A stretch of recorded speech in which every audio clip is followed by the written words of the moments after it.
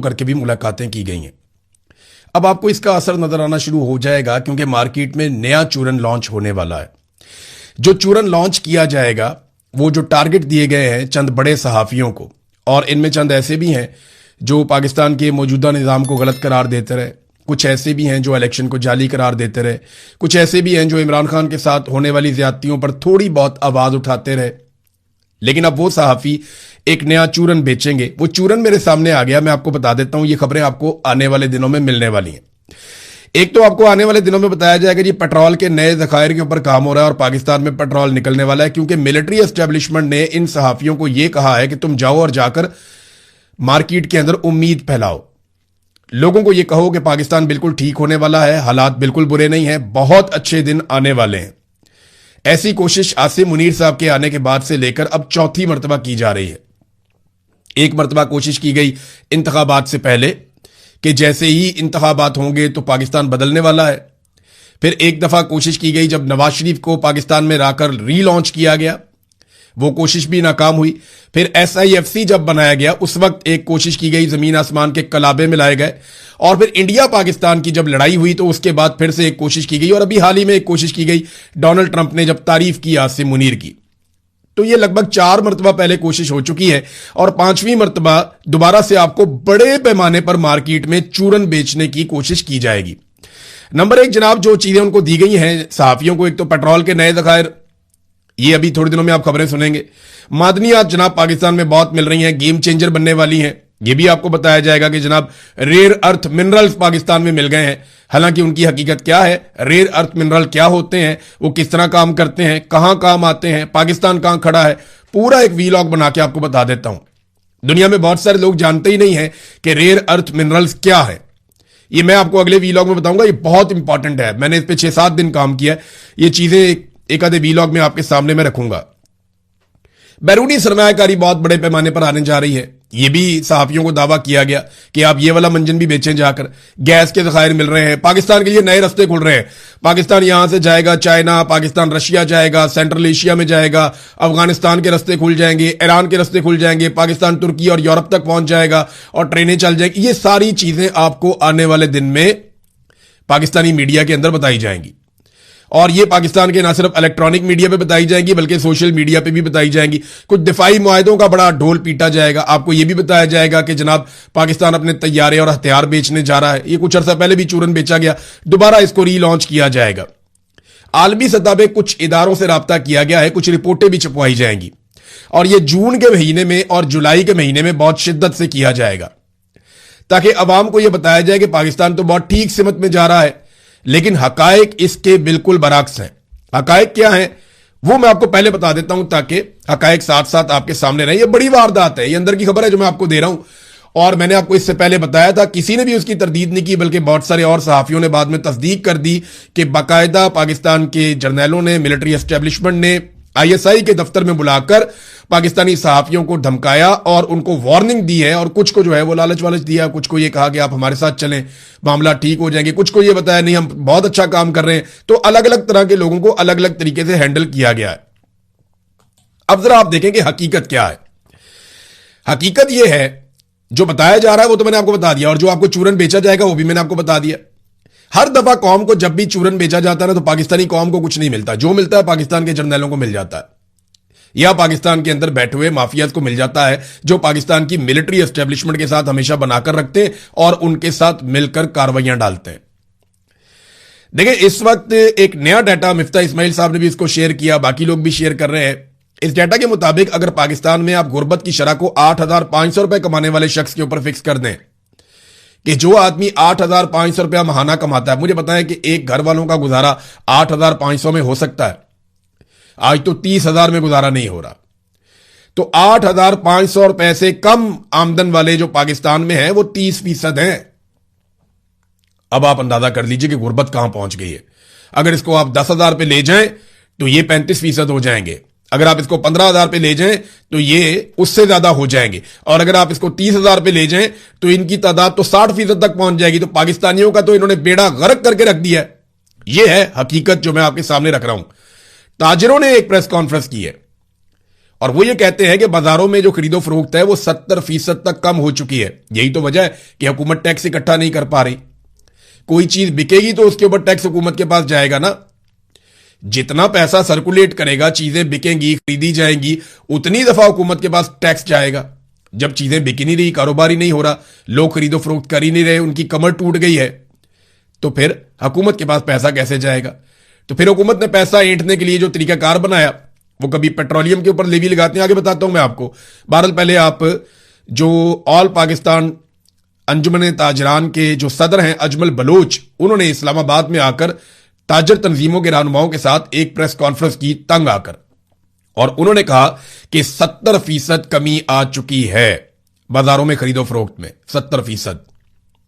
12 करोड़ शहरी कुव्वते खरीद से महरूम हो चुके हैं। ये सिर्फ हम नहीं कह रहे, ये IMF कह रहा है। हमने 70 साल तारीख में कभी इतनी मुश्किलात नहीं देखी जितनी मुश्किलात हम अब देख रहे हैं। ये ताजरों ने असल कहानी आपको सुनाई, लेकिन जो सहाफी मिलकर आए हैं वो आपको कोई और वारदात डालेंगे। आपको पहले से पता हो कि आपको कौन सा चूरन बेचा जाएगा। मैं बात कर रहा था लेवी के ऊपर, तो जनाब लेवी की मद में अवाम की जेबों से 4000 अरब रुपए से जायद की वसूलियां की जा चुकी हैं। यानी 2022-23 में जब यह हुकूमत बनी तो इन्होंने 580 अरब रुपए वसूल किए थे। फिर जनाब 23-24 के अंदर इन्होंने 1019 अरब रुपए वसूल किए। फिर 24-25 में 1220 अरब रुपए वसूल किए, और 25-26 के पहले 9 महीनों में इन्होंने 1205 अरब रुपए वसूल कर लिए हैं। आप अंदाजा करें कि लेवी की मिकदार और अवाम की जेबों पर डलने वाला जो डाका है उसकी मिकदार में इजाफा ही होता चला जा रहा है। यह भी नाज़रीन एक खबर, और एक और खबर आपको देता हूं कि अगर इतने ही अच्छे मुआशी हालात हैं तो पाकिस्तान से सरमाया बाहर क्यों जा रहा है। मोहसिन नकवी ने अपने मुंह से कहा कि $100 अरब गुज़िश्ता चंद साल में पाकिस्तान से बाहर चले गए। इन्हीं के दौर में, आसिम मुनीर साहब के दौर में, पाकिस्तान से बाहर $100 अरब पाकिस्तानी लेकर चले गए। और ये वो पैसा है जो इलीगल तरीके से गया। जो लीगल तरीके से गया वो अलग है। एयरपोर्टों के ऊपर पाबंदियां लगी हुई है कि पाकिस्तान छोड़कर कोई आदमी बाहर ना जाए। इसके बावजूद बेहतर मुस्तकबिल और रोजगार की तलाश में इस साल के पहले 4 महीनों में 2.5 लाख से जायद पाकिस्तानी बैरून मुल्क मुंतकिल हो गए। अब ये ऐसा नहीं है कि सारे के सारे मजदूरी करने चले गए हैं। इनमें 1078 डॉक्टर है, इसमें 2000 इंजीनियर हैं, 419 नर्सेज हैं, 1650 अकाउंटेंट्स हैं, 9500 कुक्स हैं, 1235 इलेक्ट्रीशियंस हैं, 818 मैकेनिक्स हैं, 550 कंप्यूटर माहिरीन हैं, और 1.5 लाख मजदूर इसमें शामिल हैं। ये पाकिस्तान के साथ हो रहा है। एक तरफ आपको पाकिस्तान की मिलिट्री एस्टेब्लिशमेंट सहाफियों पर दबाव डालकर एक अलग पाकिस्तान की पिक्चर दिखाएगी, और दूसरी तरफ जो रियल पिक्चर है वो आपको पाकिस्तान के अंदर से जनरेट होने वाले आदादोशुमार दिखाएंगे। एक और कार्रवाई पाकिस्तान में डाली जा रही है। वो कार्रवाई अंसार अब्बासी साहब ने रिपोर्ट कर दी। हालांकि अंसार अब्बासी साहब नॉर्मली ऐसी चीजें रिपोर्ट नहीं करते, लेकिन मैं रियाजुल हक साहब की वॉल से यह खबर आपको पढ़ के सुना रहा हूं। आइंदा से जो वफाकी ऑडिट रिपोर्ट है, यानी अब ये चीजें कैसे छुपाएंगे।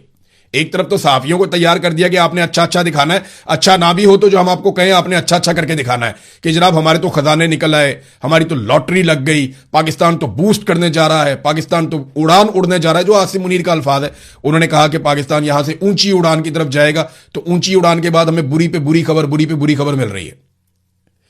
तो ऐसा लगता है कि ये लोग जमीनी हकायक से आगाह नहीं है। तो जमीनी हकायक क्या है? हालात यहां तक पहुंच गए हैं कि जो वफाकी ऑडिट रिपोर्टें बनती हैं, इसके लिए बाकायदा इदारे मौजूद हैं जो काम करते हैं। वफाकी ऑडिट रिपोर्ट में से बदउनवानी, बद इंतजामी और फजूल अखराजात और माली खिलाफ वर्जियों के जो मजमूई आदादोशुमार है वो अब शामिल नहीं किए जाएंगे। वो कहते हैं जनाब हमने अब आदादोशुमार ही नहीं डालने, जो चीजें गलत हो जाए उनको बताना ही नहीं है कौम को, और उनके मजमूई आदादोशुमार हम इसलिए नहीं बताएंगे कि उनको इकट्ठा करके ये बताया जाता है जनाब ये देखें कौम का पैसा जाया हो गया। तो अब इस किस्म की वारदातें डाली जा रही हैं। ये अभी मैंने आपको सिर्फ 4 एग्जाम्पल्स दी हैं, और ये चारों का डाटा आज ही आया है। महंगाई का डाटा इसके अलावा है, और इनकी अय्याशियों का डाटा इसके अलावा है कि जितना पैसा ये अपनी जात के ऊपर और अपने फिरने टुरने के ऊपर खर्च कर रहे हैं।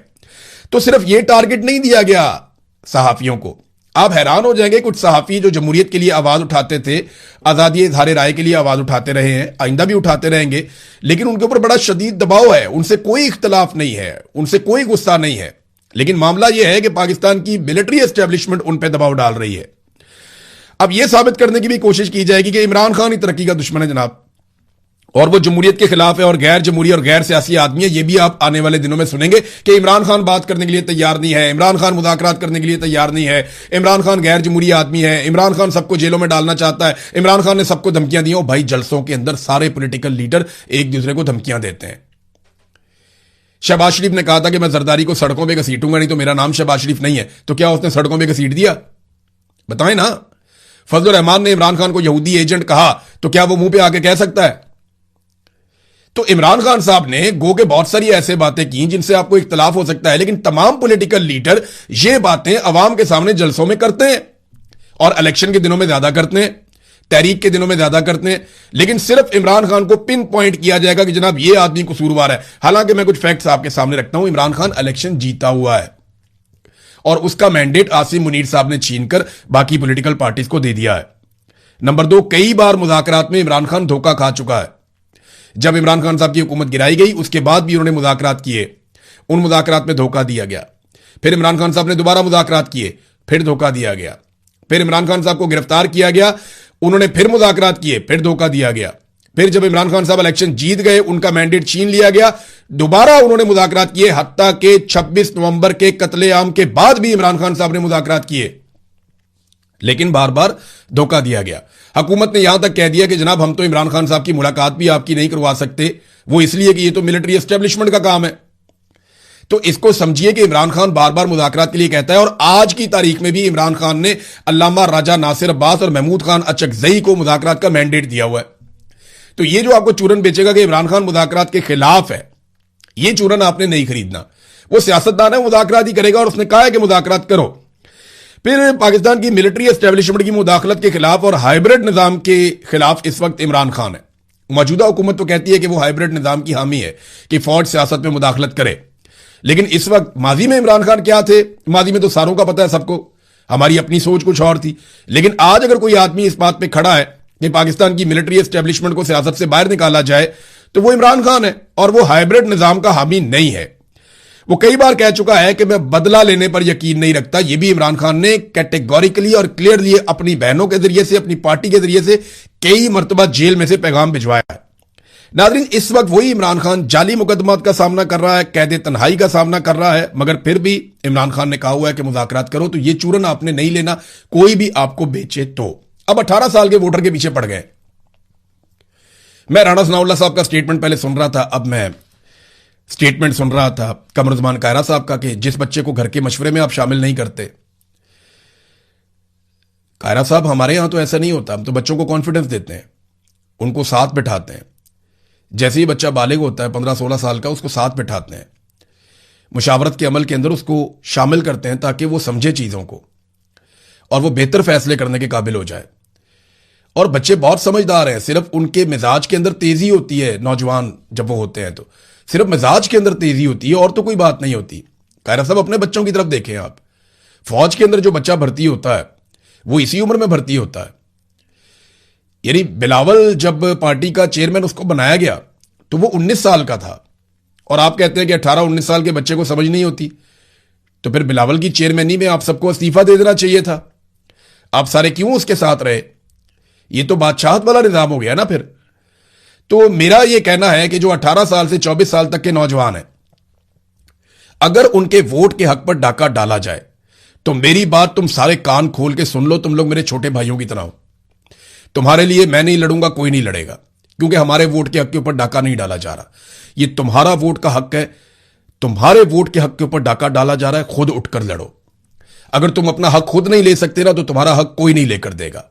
18 साल से 24 साल तक के नौजवानों को चाहिए कि वो अपनी खुद तंजीम बनाएं, खुद इकट्ठे हों, खुद ताकत के साथ खड़े हों। चाहे वो स्कूलों में हैं, चाहे वो कॉलेजेस में हैं, चाहे वो यूनिवर्सिटीज में हैं, चाहे वो किसी जगह पे जॉब कर रहे हैं, चाहे वो पढ़ रहे हैं या नहीं पढ़ रहे हैं, कोई काम कर रहे हैं, जहां पे भी ये नौजवान मौजूद हैं, ये इकट्ठे हों और अपने हक के लिए खुद लड़ें। 18 साल से 24 साल तक के बच्चों का अगर वोट का हक छीना जाए तो खुद खड़े हो जाओ, इनको गिरबान से पकड़ो, 2 झटके दो, ये तुम्हारा हक तुम्हें वापस देंगे।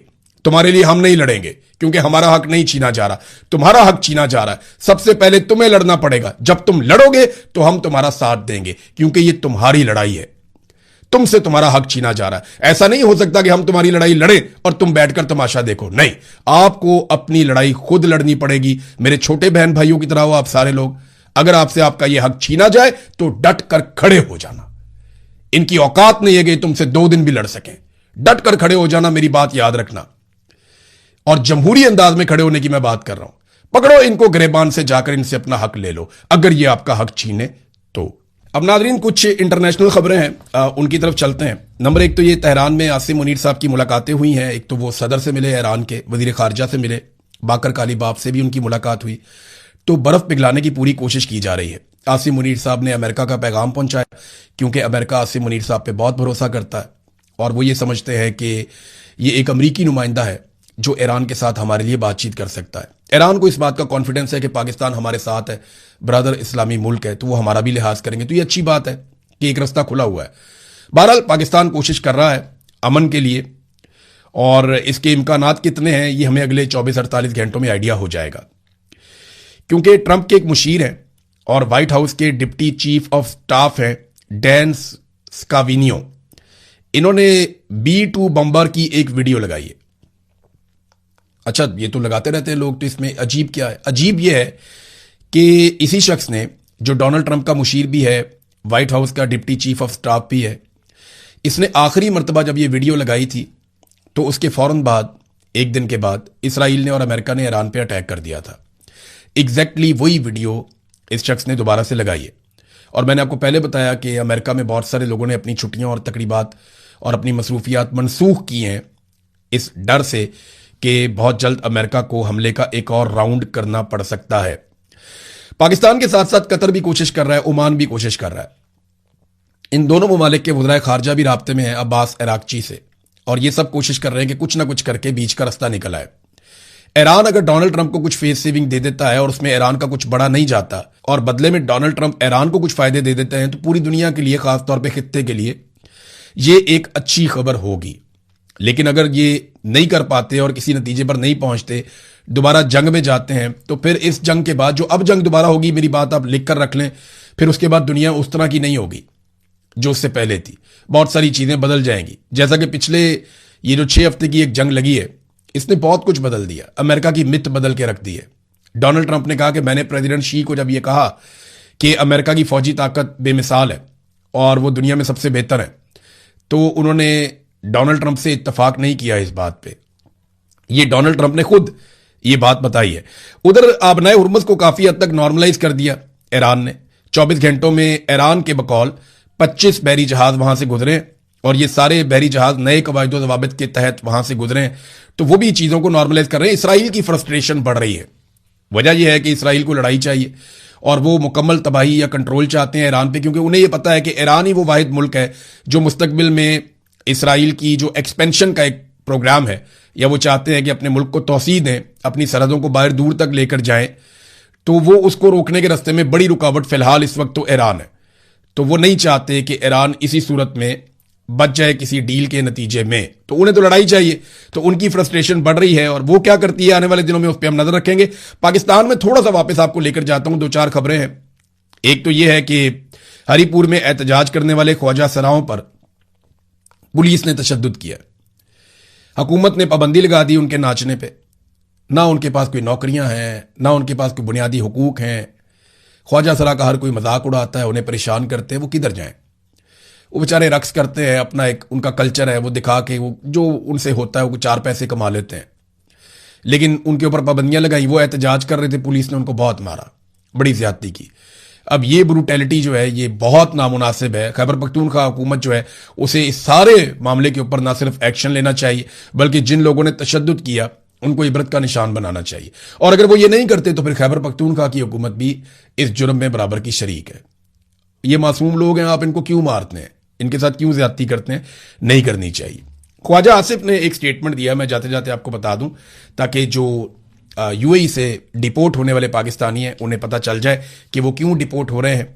तो ख्वाजा आसिफ ने कहा कि यूएई में जितने भी पाकिस्तानी हैं वो सारे कोई इमाम मस्जिद नहीं है, इनमें वो कह रहे हैं जिन लोगों को निकाला है उनमें जराइम पेशा भी हैं और बेकारी टाइप के लोग भी हैं, तो सारे इमाम मस्जिद तो नहीं है और ये यूएई का हक है कि वो इन पाकिस्तानियों को यूएई से निकाले। ये ख्वाजा आसिफ जो पाकिस्तान के वजीर दिफा हैं उनका स्टेटमेंट है नेशनल टीवी के ऊपर। अब तक के लिए इतना ही, अपना ख्याल रखिएगा, अपने इस चैनल का भी। अल्लाह हाफिज।